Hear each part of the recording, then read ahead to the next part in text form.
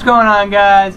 I'm here with my friend Justin Vinen. How's it going? We're ready for the draft in an hour and a half, 2 hours or so. And before we get started, I'd just like to make a shout out to my friend Ryan Hackett for getting me some more subscribers on YouTube. So, thanks, man. Alright, now to the draft. We got a few topics we're going to talk about.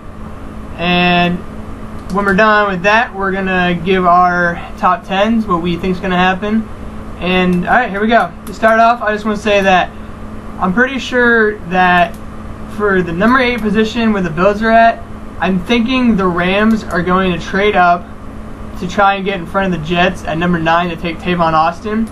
I've read a couple insiders on that in the past few hours, so we'll keep an eye on that. Alright, we're going to start off with our picks. So I guess I'll have Justin pick his first guy, and then I'll go, and then such and such. So who do you got for number 1? I think me and Jeff both agree on this.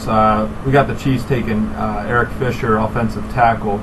I think he is a really good fit for Andy Reid's new scheme out there in Kansas City. He wants to get a good offensive line started, just like he did in Philly. Tried to do in Philly, but injuries, they just killed us. I think it is important for them to go get an offensive tackle to make the running back out there, what's his name? Charles. Yeah, Jamal. When he's healthy. Yeah, he's a very good running back. Yeah. Just needs a great offensive line. Yeah. They also have Peyton Hillis, don't they? Yeah, they got Peyton. Yeah, they got Peyton Hillis behind him. Yeah. So yeah, and if we know anything, as being Eagles fans, Andy Reid loves offensive linemen in the first draft pick. But it basically came down to Fisher and Luke Jokel out of Texas A&M. But I think I've heard a lot of rumors that Eric Fisher is going number 1, which makes sense because he's the more athletic guy. So, all right, number 2, we got the Jaguars. Who do you got there? I got Luke Jokel, offensive tackle. I think tackle's a key position in the draft. It's one of the there's a lot of offensive linemen. I think the Jags need a tackle. Blaine Gabbert's just getting hammered. He needs some protection there. This is his make or break year. If he don't do it, it's done for him. Yeah, I just saw the other day he's won 5 games in 2 years, and well, that's not going to get it done. I mean, they got good players out there. Justin Blackman, but you can't see him having a good year without protection and time. Exactly. Now with Jokel, they have some help for blocking for Maurice Jones-Drew. Maybe keep him healthy. I mean, just look what happened with Kevin Call. Back when he had an offensive line, when he filled in for McNabb for 2 games, he had over 1,000 yards passing in 2. Something like that, It's pretty good. And then he goes to, Arizona, and he can't do much there. No offensive line. So, all right. Yeah, I agree that Jokel, he's your guy. I mean, it's either Jokel or Fisher, whichever one's left as far as the Jags. I mean, you don't want a quarterback in number 2. I don't see them trading down because really, they need a lot more than just a quarterback. So, all right, we got the Raiders at number 3. I have the Raiders taking Tavon Austin to fill in for Darius Hayward-Bay because he was a bust. No, I'm just kidding. I got them taking Sharif Floyd, the defensive tackle. I think finally they're realizing that speedy guys isn't all they need out there in Jacksonville. Either that or they're going to trade back in the draft. I could also see that. I know they got a lot of problems, but if the value's not there, they can get more draft picks and fill more needs. Yeah, I also got Sharif Floyd. I mean, he is a beast in the defensive line. He tore up at Florida. And, I mean, it's either him, possibly Deion Jordan, just because he was supposed to be one of the top guys. But I feel his stock might be falling because of his injury. But I think, if you're the Raiders, you need a guy now rather than later. So I definitely agree on that. So. All right, now to my team, Jeff's team, Eagles everyone's Nation. Team. I think Eagles Nation, it's split on who they want here, but I'm going to go with the offensive tackle, Lane Johnson. He's just a beast. He's fast for an offensive lineman, and Chip Kelly needs that. Start off good there. Yeah, definitely. I mean, it's gone from Geno to Jokel, to Fisher, to, Deion Jordan, because Chip Kelly's connections there. D. Milliner, you name it. We've had, in every mock draft, we've probably drafted like 40 people. So, but as of now, I think our guy will be, if we stay at 4, Lane Johnson's the guy. He's one of the more athletic tackles rather than Jokel. So, either that or we're trading down to possibly pick up Star Tudley, however you say his name. Lutatelli, that guy, or I mean, I don't know who else you'd want.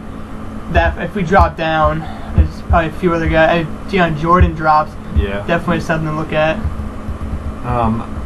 Honestly, I'm going to say that I was a fan of D. Milner, but after this report came out about 5 surgeries, I think it's safer to maybe get a cornerback later and go with that risk, because you got a good offensive tackle, Lane Johnson. Yeah. You can't go wrong, I don't think, with Lane Johnson.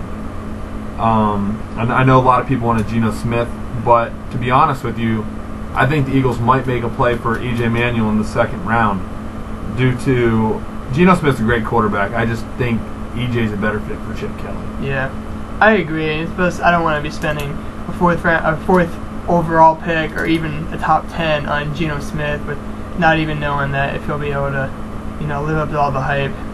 And getting a quarterback in the early 2nd round, he doesn't do well, then so what? At least he didn't. There's only a 2nd round pick. So, all right, now we're on to the Lions at 5, and I have a call, so you got it from here. All right, I got Ziggy Ansah, defensive end. He's got very, very good assets, very quick, very good defensive end. I prefer Deion Jordan over him, but like we said, with the injuries, I think his stock's falling as well. Yeah, he's going to go in the 1st round. I'm guessing from the 11th to the 13th pick, probably. Jeff has them taking D. Milner.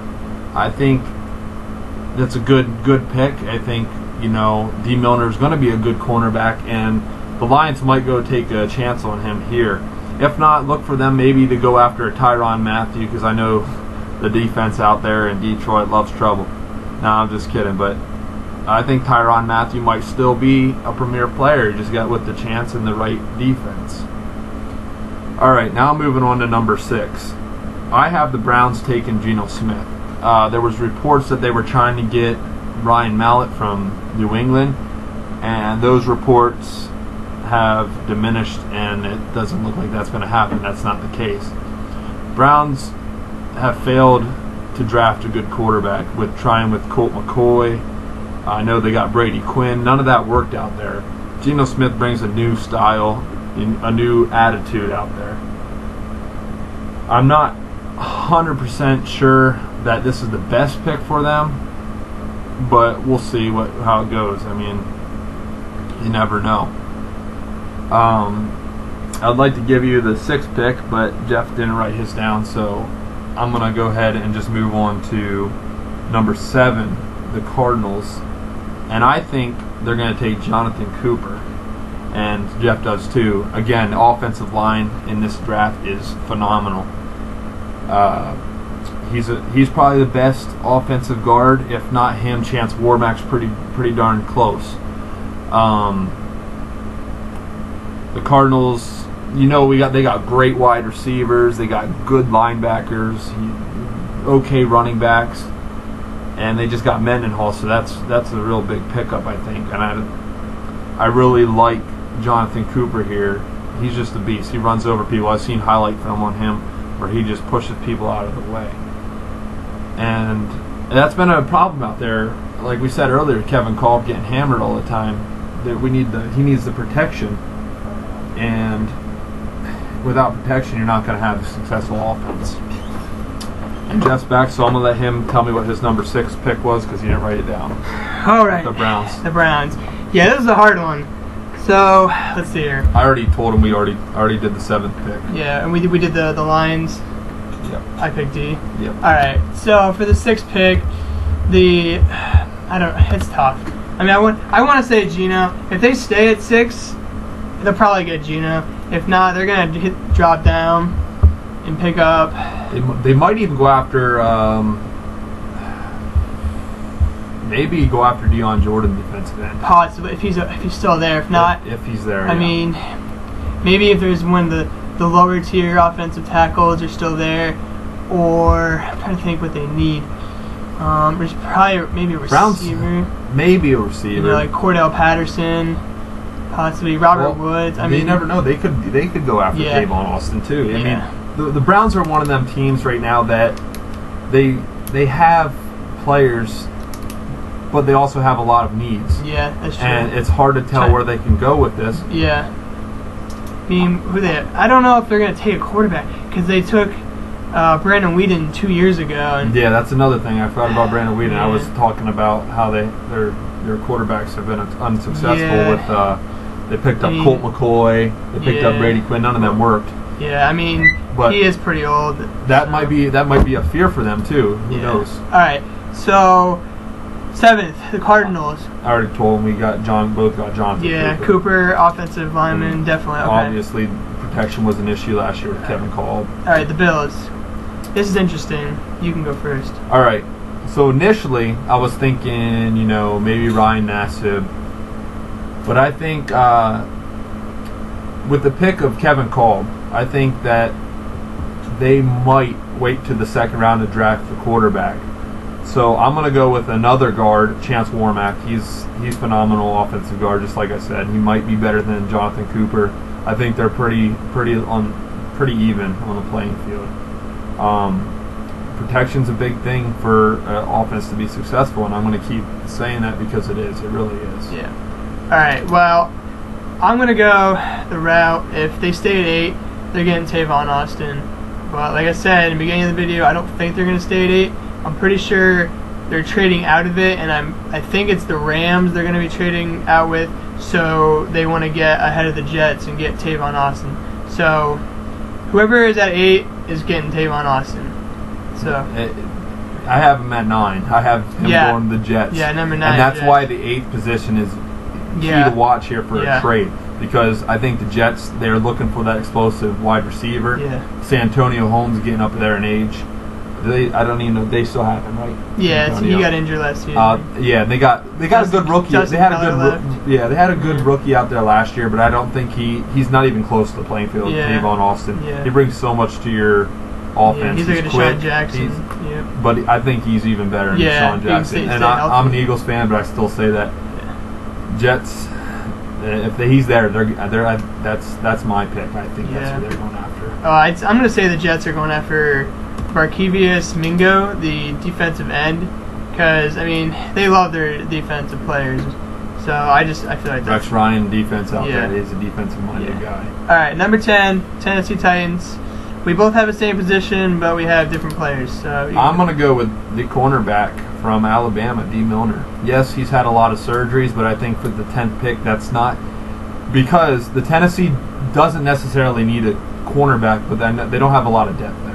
And they could start out with the cornerbacks they have now and just be fine. If they get injured, D. Milner, maybe it's week 3 when D. Milner's ready to play, because I have a feeling he's going to start on the pulp list where he's not going to be able to play anyway. But the only question, again, is just his injuries, the 5 surgeries. There's no doubt the guy can play football. There's no doubt he's a national champion. He played very well in the bowl game. I like D. Milner here. Yeah, and I'm going with the cornerback DJ Hayden out of Houston. He was an interesting story.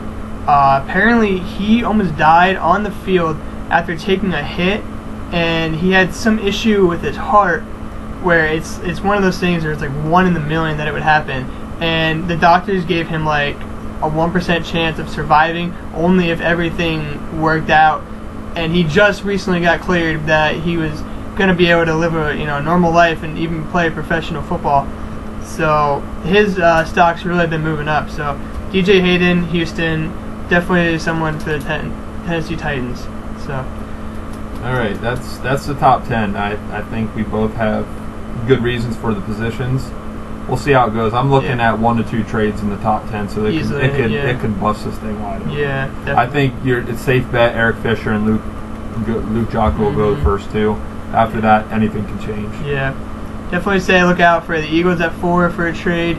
Possibly the Raiders, probably not, and definitely the Bills. I'm going to say.